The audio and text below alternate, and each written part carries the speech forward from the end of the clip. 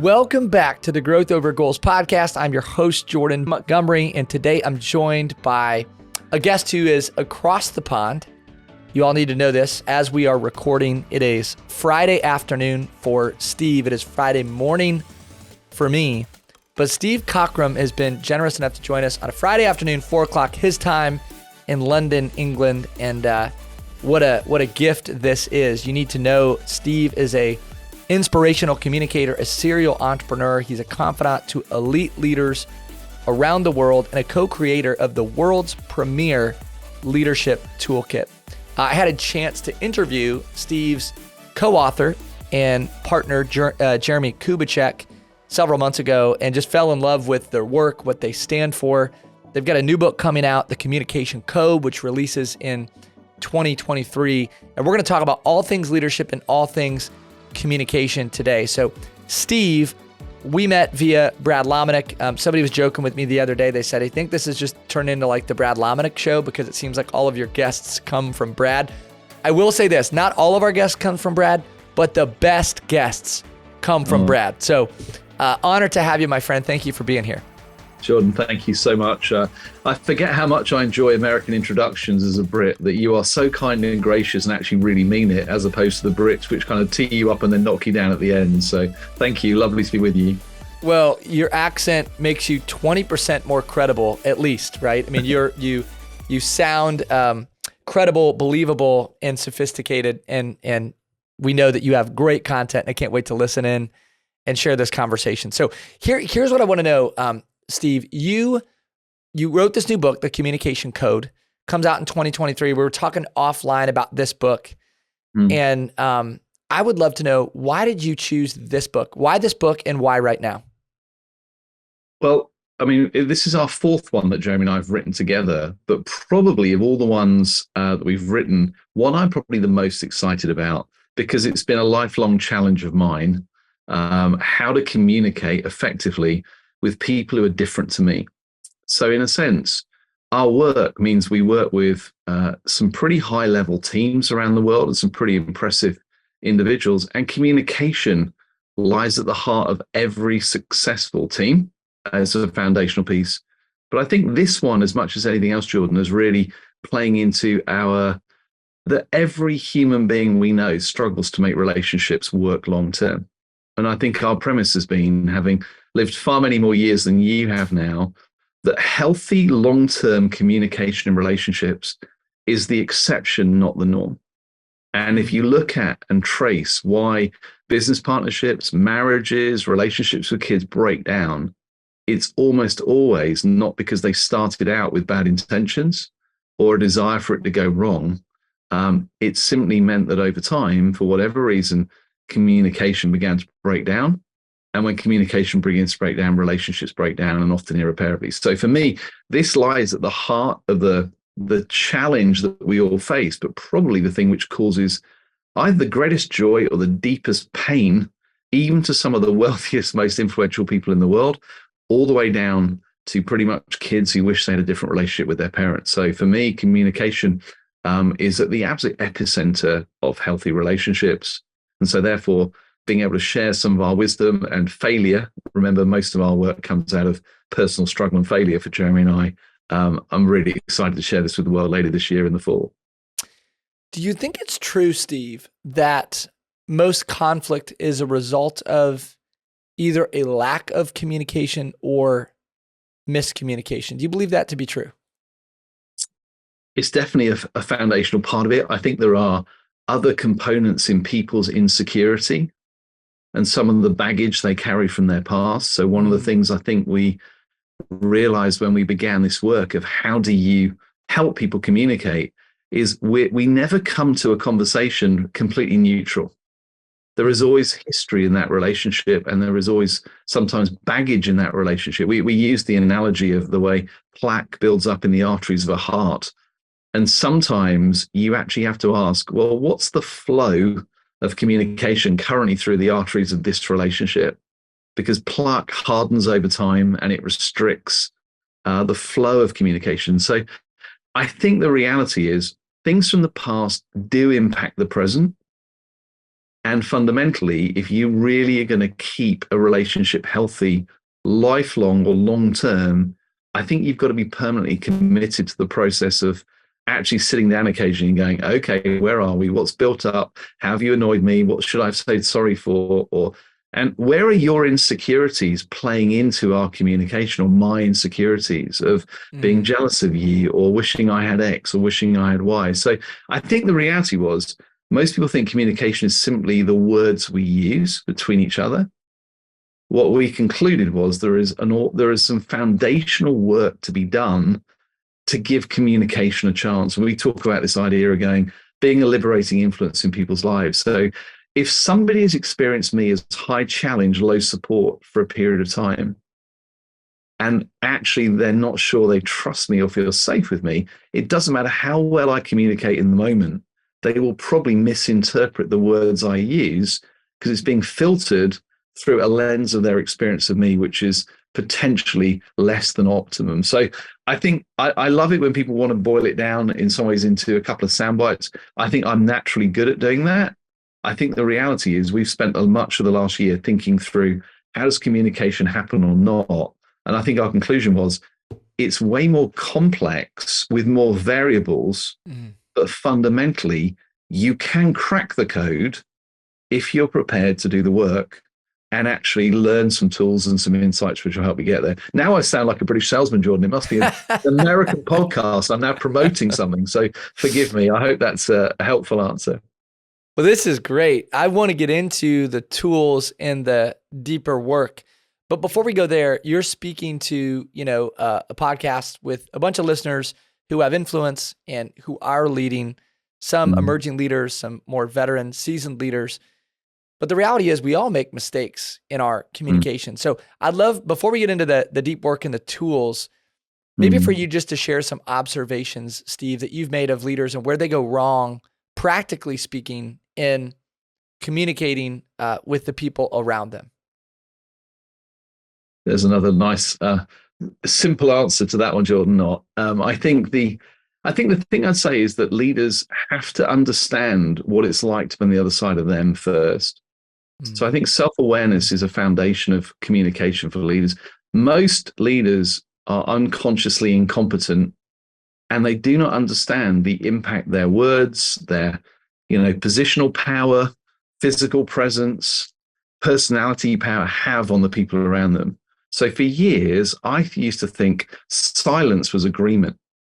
It turns out that basically the way I'm wired, I turn up for most strategic debates dressed in Kevlar body armor, carrying a shoulder-launched grenade, daring people to disagree with the genius of my strategic vision that I've articulated as pretty much ready-baked and ready to go. Does anyone disagree? No, good. Now, I didn't know that for a long time.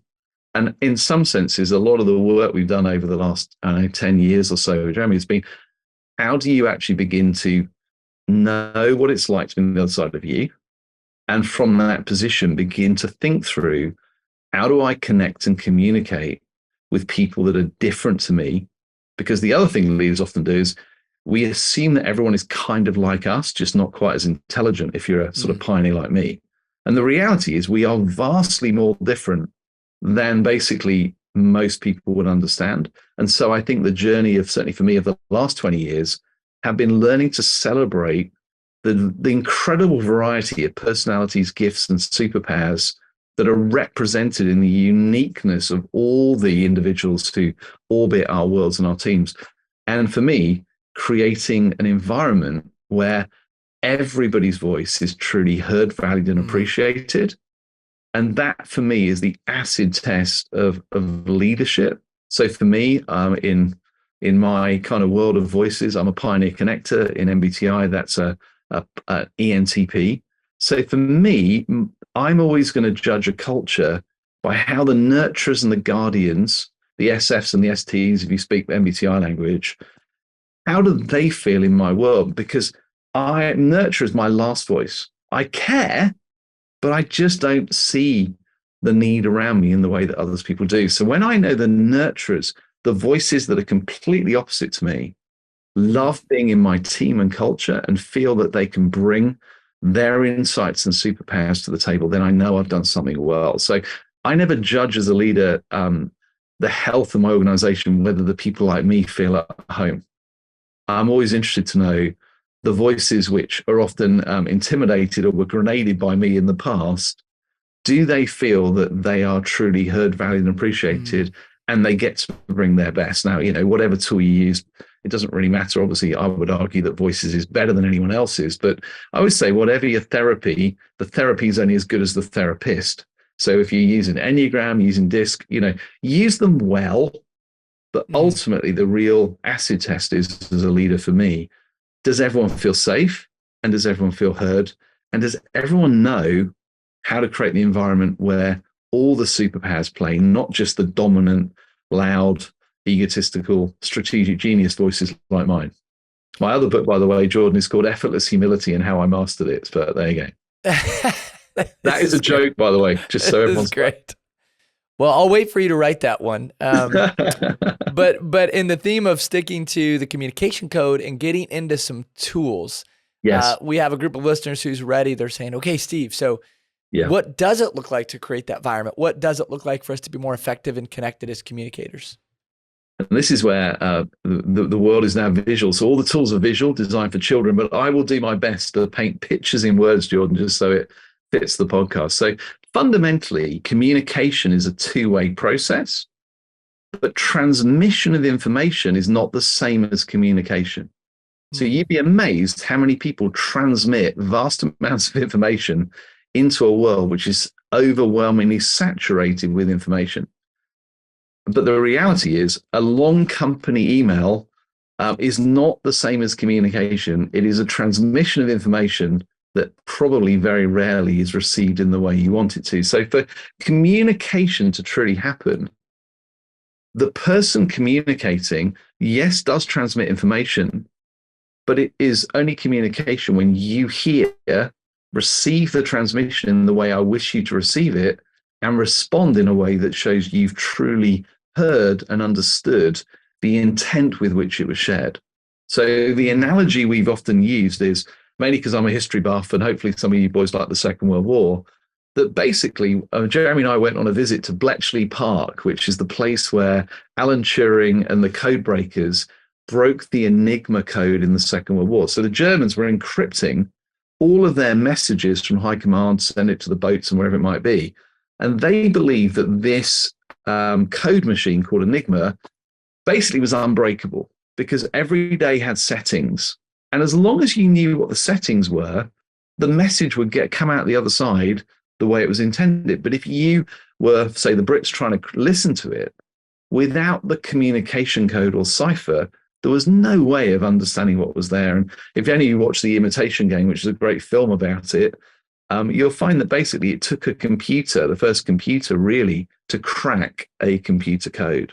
So it began with us starting to ask the question, Jordan, to go, what if we could send a cipher or the code ahead of our transmission, whereby the person receiving the transmission actually had a clue what we actually wanted them to do with the transmission we were sending? So we created 5 C's. If it alliterates, it's amazing how children remember it, that basically say, here's the things I'm going to send in advance of my transmission so that you know what I'm going to do. And I'll tell you where it came from in a moment. So the 5 are celebrate, collaborate, clarify, critique, and care. And as always with Jeremy and I, everything came out of us getting it wrong. So I remember sitting down at a little pub in Gerrard's Cross where I live called Jack and Alice. And Jeremy's like, I can't wait to share with you this deal I've just done. This is part of my past. I'm thrilled. I've waited 2 years for this. This is what we've agreed. This is how it's going to work. I could not be happier. And I probably celebrated for about a nanosecond before I went, you've agreed what? I want anything to do with this. Did you negotiate this? Did you put that clause in the agreement? What about this, that, and the other? And all I could watch was Jeremy's eyes, doing the classic puppy dog connector eyes, looking at me with, that wasn't what I hoped would happen. And he said, that's just typical. I came here ready to have champagne, a great lunch, spend 2 hours celebrating what an incredible breakthrough this was for me personally. You celebrated for about 5 seconds and launched straight into the critique of why you believe it was a poor deal and you wish you'd been involved in it. And I went, well, why didn't you tell me? If you told me that was what you wanted to do, I might have had a better chance of actually communicating with you. Do you know, we suddenly realized we had 2 C's in one conversation. And we'd been to Bletchley Park the week before. You put the rest of it together. By the end of the day, we said, I wonder if there are other codes. Because what happened was you were hoping I would celebrate with you, but you didn't tell me.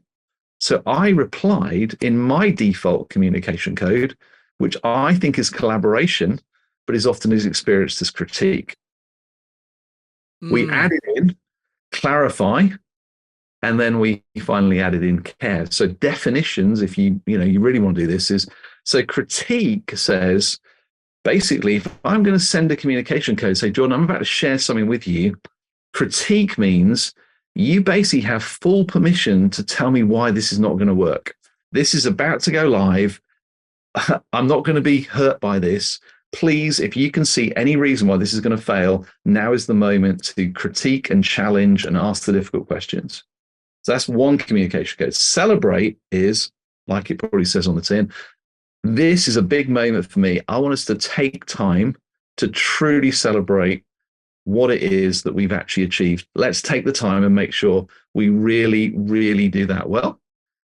Collaborate is this, where I say to you, Jordan, I've got an idea that I think is really good, and I think there could be a real breakthrough. But I know that if you can bring your expertise and your wisdom to it, together we can come up with a solution that's basically better than what I have on my own. Clarify is, I know I've got something to share, but it's not going to necessarily come out fully formed. I want you to take the time to ask clarifying questions to help me get out what I'm trying to say before we move into maybe other forms of the communication code. And then lastly, care, which is one that people often think of, oh, no, care is saying this. I'm really struggling right now. I need a safe place to talk out loud. What I say is not really what I mean, so don't try and fix me. And in my case, it's often, as a pioneer, I say, Jeremy, I just need to fire off a few grenades, because if I go and talk to the person now, I'm going to blow them up. I don't really mean how harsh and judgmental this is going to sound, but I cannot believe they've done it again, blah, blah, blah. But for me, the safe place is going, please don't judge me by the words or the vocabulary or the judgment I use. I just need a safe place in order to do this thing. So those were the 5. Do you want another funny story of me looking very, very foolish? Tell us, please. So this is the ultimate date night. This is the ultimate self-awareness moment in my marriage, where I've told you Helen and I are completely different. I come home, we're about to go out for dinner. Helen just looks so unhappy. And I go, darling, what's the matter? And she said, oh, I'm just struggling with so many. I feel overwhelmed at the moment. I'm like, well, okay. Is there anything particular that you're struggling with? So Helen tells him about 3 different things that she's really struggling with. And I'm thinking, well, this is great. Let's cancel dinner. We'll get a takeout in. And I rolled my big whiteboard out of my office into the kind of living room, going, this is great. This is what I do for a living. People pay me a lot of money to do this, and I've already got some ideas. So I wrote up the 3 topics that Helen had given me, and I began to put a few ideas. So let's just process these one at a time. I'm sure we can come up with a great solution. Put up a couple of the tools that Giant have. And then Helen's in tears. And she looks at me and says, you have no idea. You don't get me at all. And I'm like, you're right. I don't get you at all. You told me what your problems were. I'm bringing years of wisdom and expertise to help you solve these problems. And now you're in tears, and I don't get it either. And do you know what had happened? This was before the communication code. What Helen was really saying, without saying it, was, Steve, I just need you to care. What I say is going to bear no resemblance to the real issues. I just need you to be able to be present with me, not to try and solve me, not to try and fix me, but I just want you to spend time with, so I know you're prepared to be present with me. Now I'm going like, well, why didn't you say that?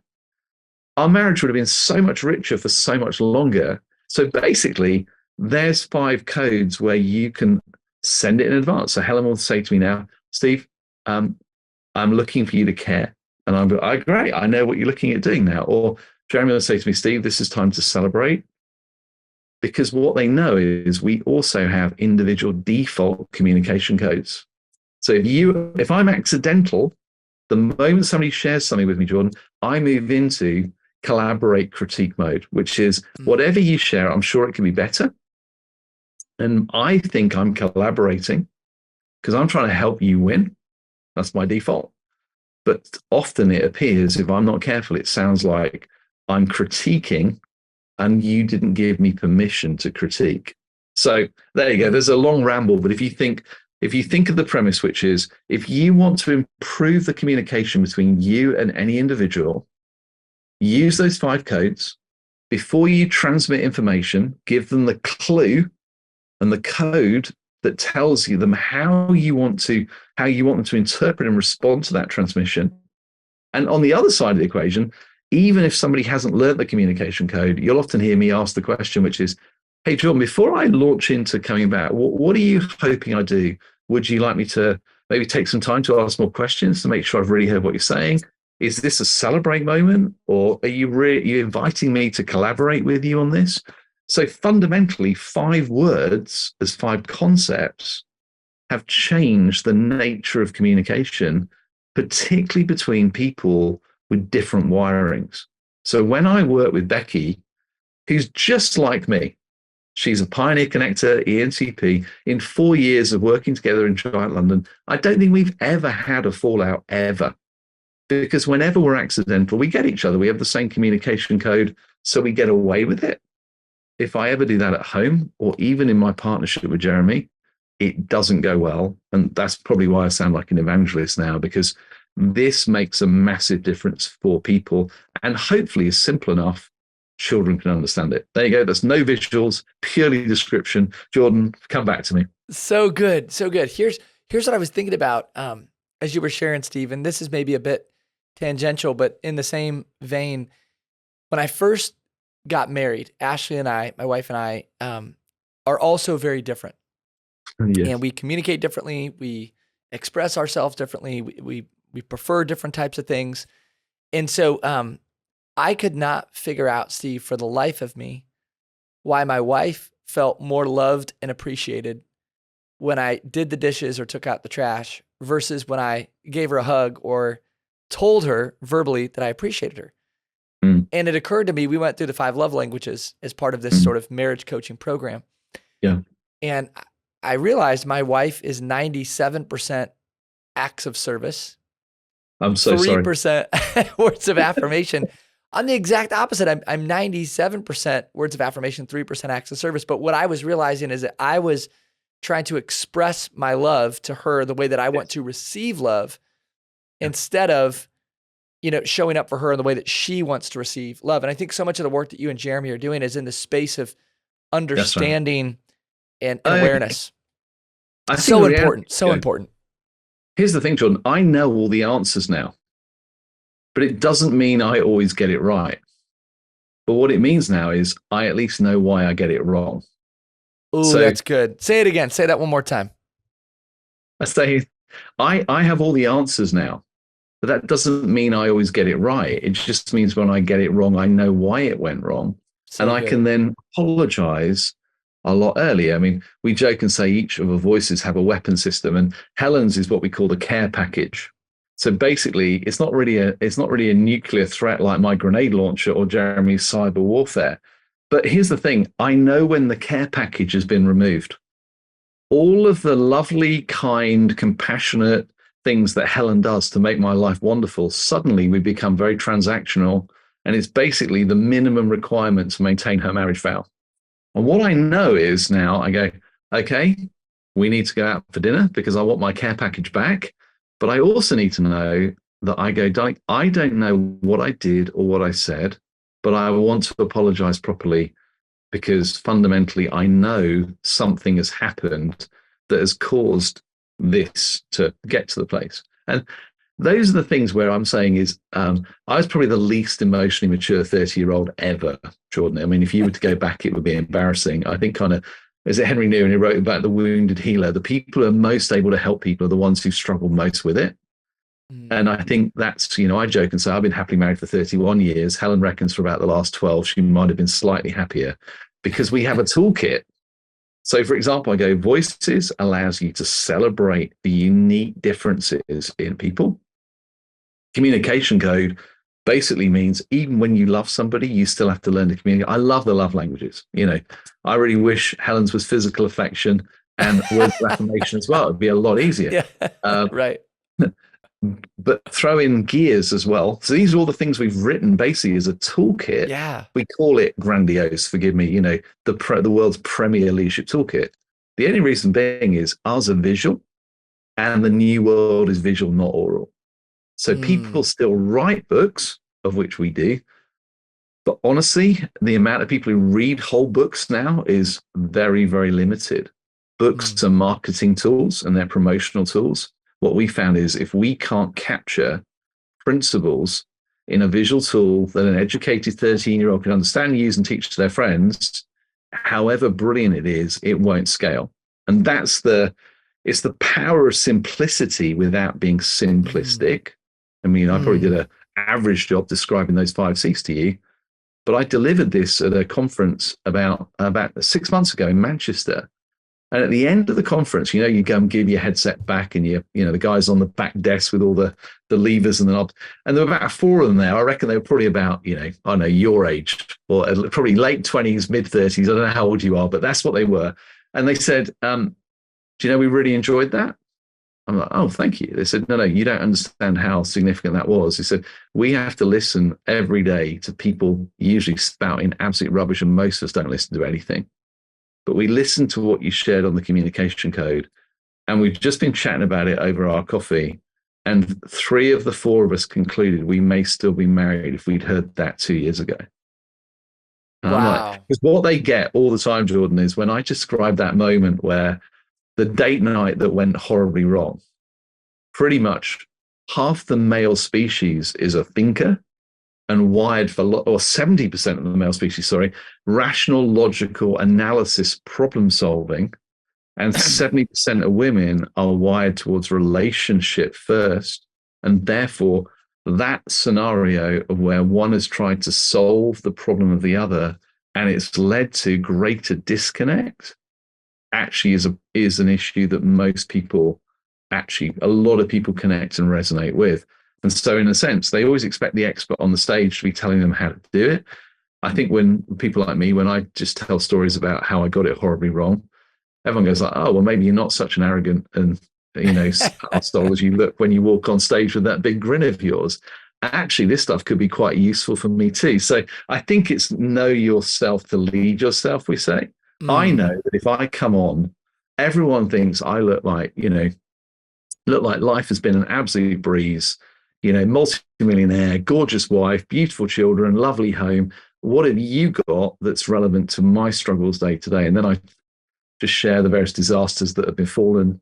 And effectively, each one of them has led to a new lens or a new tool, because everything is designed so that it's almost redemptive for me. My kind of way of apologizing to the world for being poorly communication or blowing people up my grenade launcher is to actually say, well, wisdom is making different mistakes from the ones you made last time. And real wisdom is learning to receive wisdom from people who've already made the mistakes before you need to. So I think that's the heart that lies behind this. Most people have to go through the pain of communication that doesn't work in order to reach a place where they go, is there anything out there we could use to help? These are some of the tools which I go, if everyone who did a new business partnership or marriage prep or started out with a teenage child sat down and learned voices, gears, communication code, love languages, the world will be a lot more harmonious place. That's my genuine belief, having been doing this for many, many years now. So you and I would need to record 5 more episodes to do these next 2 topics justice. And I know we have limited time this morning for me, afternoon for you. Come on. But I would love, if you're willing, I would love for you to give our audience maybe a bit of a preview about voices and then a preview about gears, because we've talked about the communication code, but this Sure. work is so important. And you were sharing with me offline that you were recently on with Donald Miller, and I listened to that conversation about voices, and it's just truly fascinating. And we recently had Patrick Lencioni on to talk about the 6 types of working genius, which is different, but somewhat similar. And so I would love for you to talk about the impact of this work, voices, but also why is it impactful, and why did you and Jeremy decide to attack that topic specifically? Yeah, so again, it goes back to the very beginning of where this began 10 years ago. So I've always been a Jungian type ninja. Myers-Briggs came out of Carl Jung's work, and I could do things with 4 letters that made them call me Yoda, personality Yoda. But here's the problem. My little educated Izzy, who was 15 at the time, said, "Daddy, you know, you and Uncle Jeremy have said that every giant tool or lens an educated 13-year-old has to be understand it, use it, teach to their friends." She said, "I know I'm an ENFP and I can understand it and I use it. And I love the fact you disciple me using it, but it's too complicated for me to teach to my friends. Doesn't it violate the principles that you and Uncle Jeremy say you built Giant with?"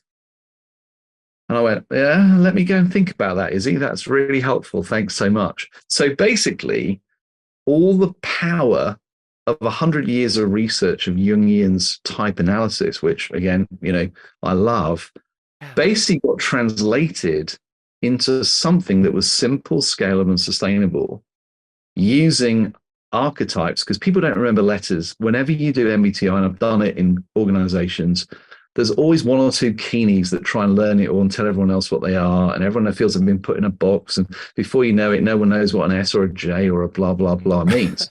So true. That's just reality. So voices, everyone gets the concept of we all have a voice. And actually, there are 5 foundational voices, but we speak all of them. Just some are more natural for us. So what we did was almost break it down. And, if you want to get geeky about it, we use the function pairs and type dynamics to create archetypes of 5 types of voice. So each were champions of different things. So the nurturer, or the SF, if you speak that kind of language, champion people, relational harmony, values. They're always more talented than they believe about themselves. They all have a bit of imposter syndrome about them, but they see people and they're incredibly insightful at what is really going on. And if you're a big pioneer like me, you almost always implement change before you talk to a nurturer voice. And they will tell you in an instant where it's going to go horribly wrong. So creatives are the champions of the future, innovation, ideation, justice. They are always looking out into the future, what's coming. They see opportunities and threats before anyone else. Often struggle to communicate, because trying to communicate what they really want to say needs the team to help them. You usually have to ask about 3 clarifying questions before you get to the gold with what a creative is sharing. But their ability to see the future and to see opportunities is one of the things in the new world is so valuable to teams. But most creatives are misunderstood, they're marginalized, and most people don't take the time to hear what they are really trying to say. Guardians are the champions of due diligence, stewardship of resources, finding truth and making things run with order, discipline, and precision. Incredible capacity to ask difficult, awkward questions, which most future visionaries find deeply uncomfortable, because the guardian wants to know, is it true? Is it safe? Has it been tested? Have we run a pilot? And do I have data to prove it's going to be safe before I commit a lot of time, money, effort, and resources? And no amount of charismatic person saying, "I've had 3 dreams, 4 rainbows, 5 prophetic words, blah, blah, blah," is going to cut any ice with the guardian. And then you have the connector, champion basically of relational dynamics, champion of networking, communication, nuancing, messaging, and just the incredible ability to connect people to opportunities. And when they believe in something, the connector is incredibly good at finding the right way of positioning it, marketing it, nuancing it, connecting it. And the connector at their heart lives this totally integrated life. They don't really separate work, rest, play. Wherever they are, they're connecting people to people, people to opportunities, and just have this incredible capacity to make people fall in love with what they're involved in. They also struggle at times to bring challenge because they love people, but they need to be loved as well. So they often have an advanced degree in passive aggression, because in a sense, if you challenge their ideas, it always feels very personal, and they often interpret that as slightly more negative than they should do. And lastly, but by no means least, comes loving, cuddly pioneer, who's the champion of strategic vision, winning, the alignment of people, systems, and resources to deliver global sustainable victories. And they have this incredible ability to be able to go long term and dream and scale and commit, as it were, to, they've usually got that Theodore Roosevelt quote somewhere, which is, I'd rather be in the arena with the blood and gut and gut. And if I'm going to fail, I'd rather fail greatly fail while daring greatly than be counted among those cold, timid souls that know victory, no defeat. So everyone thinks, oh, most people are like me, really. They are very, very different. They carry different weapon systems, a whole range of things, and they're not represented equally in the population. So 43% of people speak nurture as their first voice of 5. 70% of those are women. 30% of the population speak guardian as their first voice, and 70% of those are male.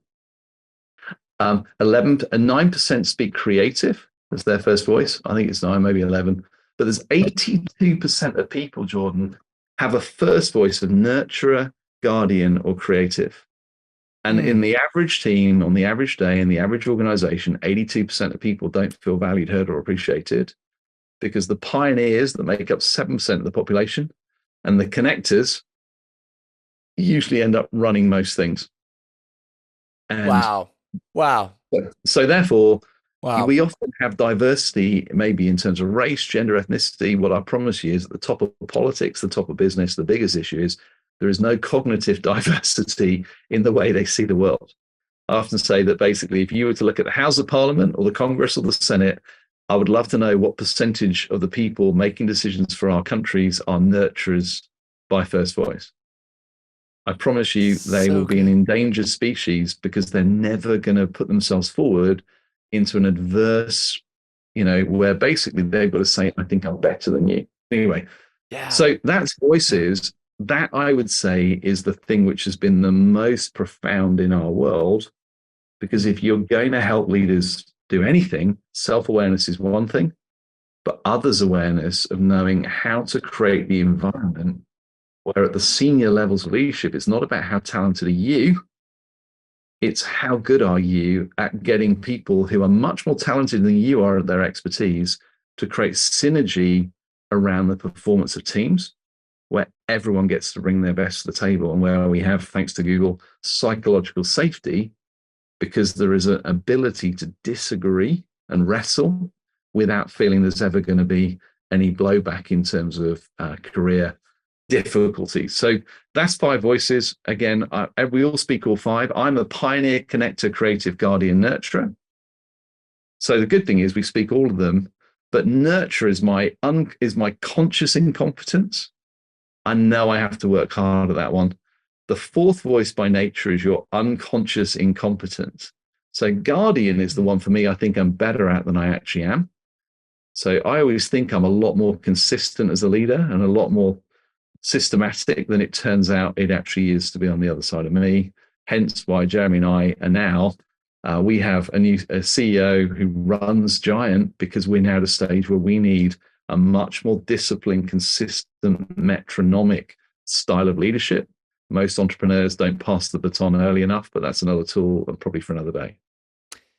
You have provided so much value. What a rich conversation in 40 minutes. I mean, that's just so insightful. In your work, I just want to encourage you and Jeremy, because your work in not just self-awareness, but others' awareness, creating a more connected world where people feel valued and appreciated and understood, is so impactful. I think now more than ever in this fast-paced world that we live in, where too many times I think things can feel artificial.